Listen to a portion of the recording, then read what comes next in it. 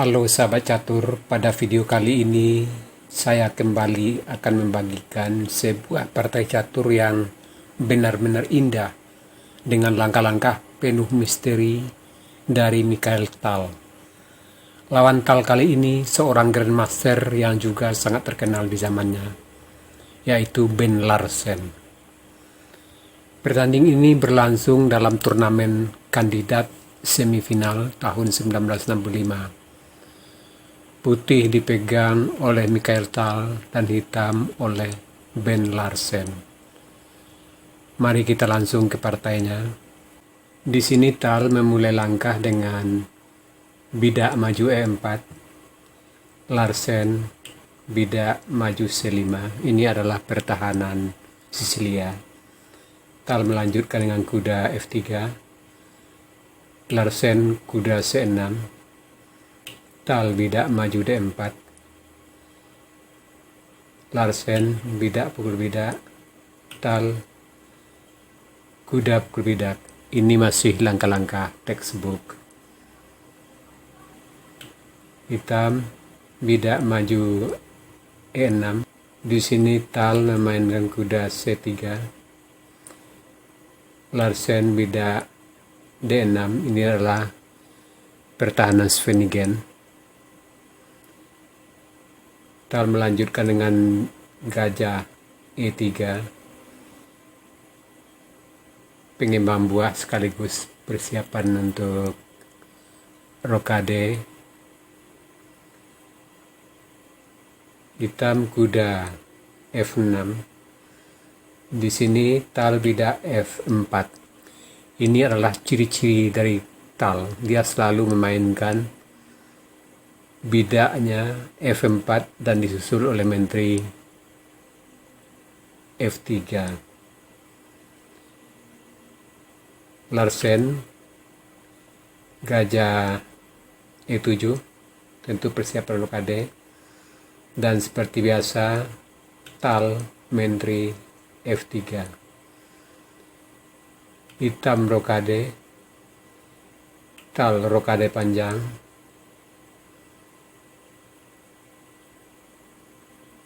hitam menteri C7, tentu tujuannya untuk membuka jalan benteng di baris belakang. Di sini Tal kuda D B5 mengancam menteri. Menteri mundur ke B8. Dan di sini Tal melanjutkan dengan bidak G4. Larsen bidak A6 mengancam kuda. Kuda kembali ke D4. Larsen pukul kuda. Tal gajah pukul kuda. Larsen bidak B5. Di sini Tal tidak mempedulikan langkah dari Larsen. Dia mainkan bidak G5 mengancam kuda. Di sini Ben Larsen memindahkan kuda ke D7. Tal bidak D3 mengarahkan gajahnya ke sab raja hitam. Ben Larsen bidak maju B4 mengancam kuda. Di sini Tal kuda D5. Inilah langkah yang paling aneh dari Tal, mengorbankan kuda dengan sebuah bidak. Dan sangat wajarlah kalau Mikhail Tal dijuluki si penyihir, karena langkah-langkahnya memang di luar dugaan dan sulit ditebak artinya oleh lawan.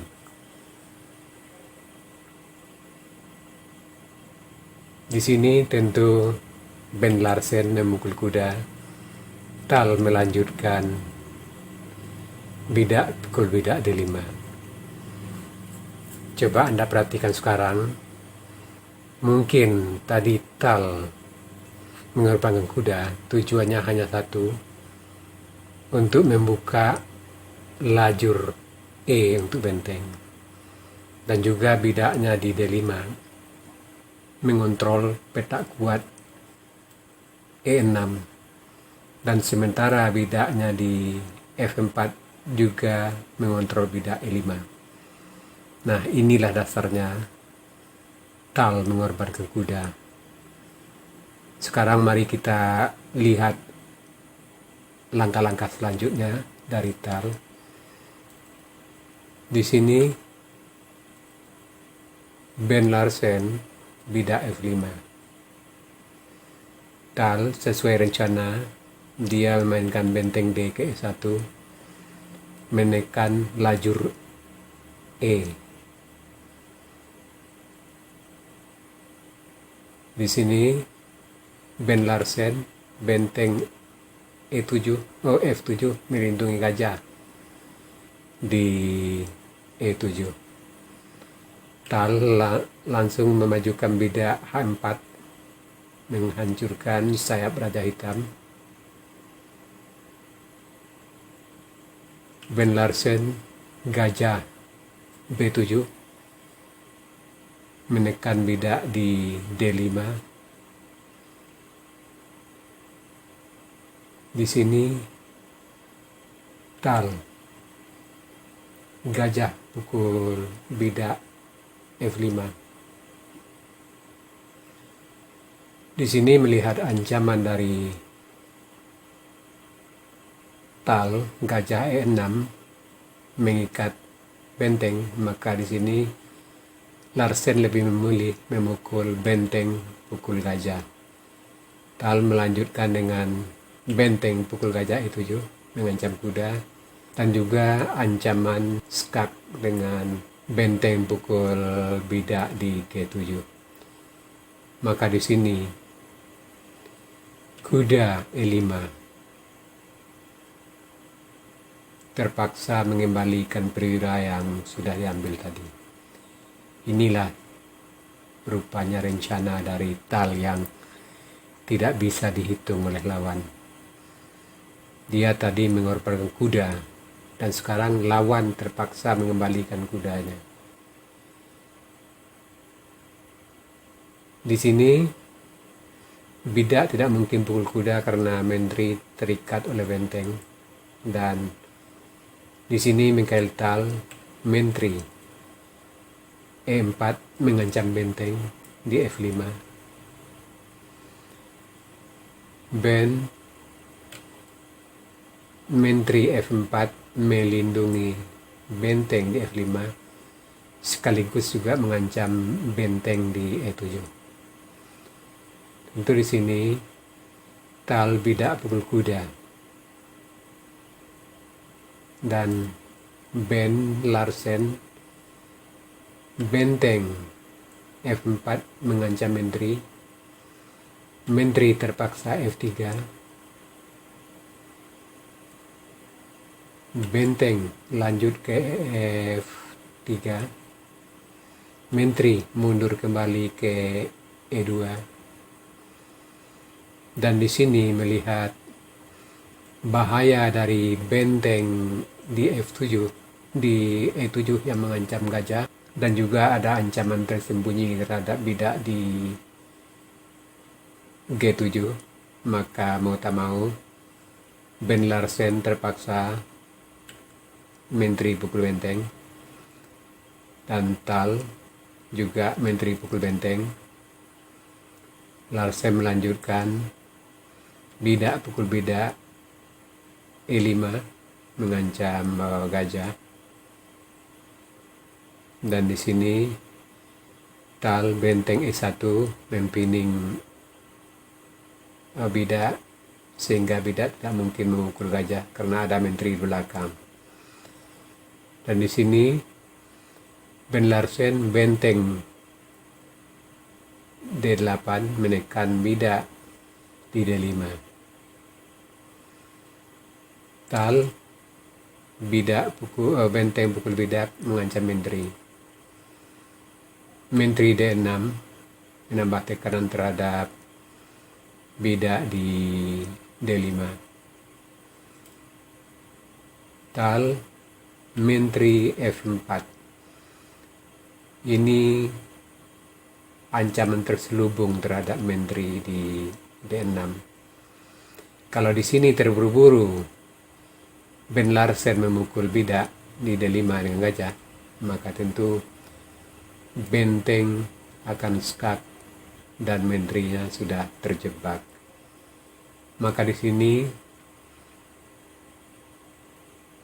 Larsen terpaksa benteng F8 mengancam menteri dulu, dan menteri E4 sambil melindungi bidak di D5. Di sini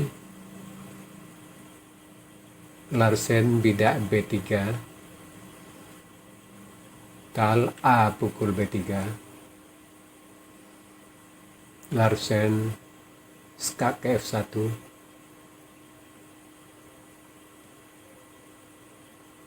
tal raja D2, hitam menteri skak ke F4, tal bidak maju C3 mengancam menteri. Dan di sini menteri tentu tidak mungkin memukul bidak di B3 karena ada ancaman mat beberapa langkah di baris belakang.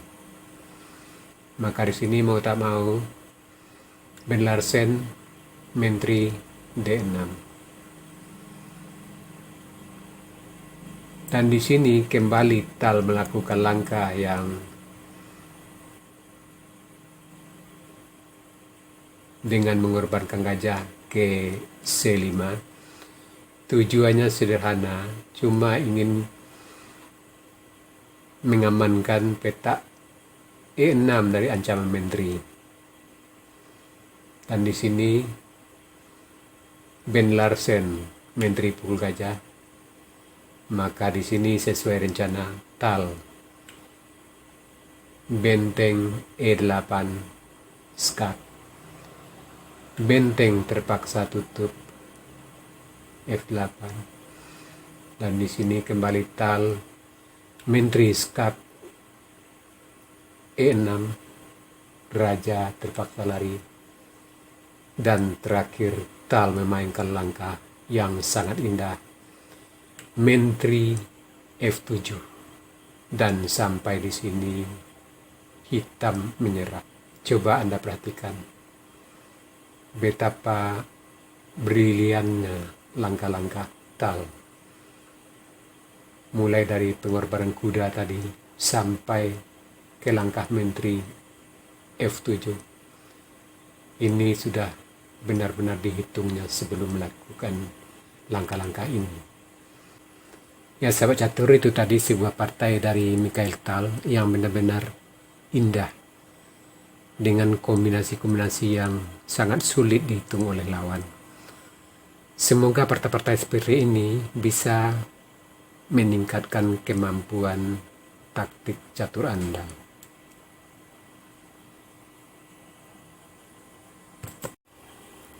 Sekarang kita masuk sesi puzzle.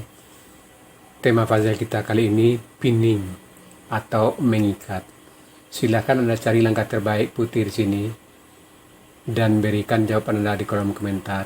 Untuk jawaban yang benar, saya akan mengepinnya agar sahabat catur lain juga akan mengetahuinya. Oke sahabat catur, sampai di sini dulu video saya kali ini. Terima kasih, sampai jumpa.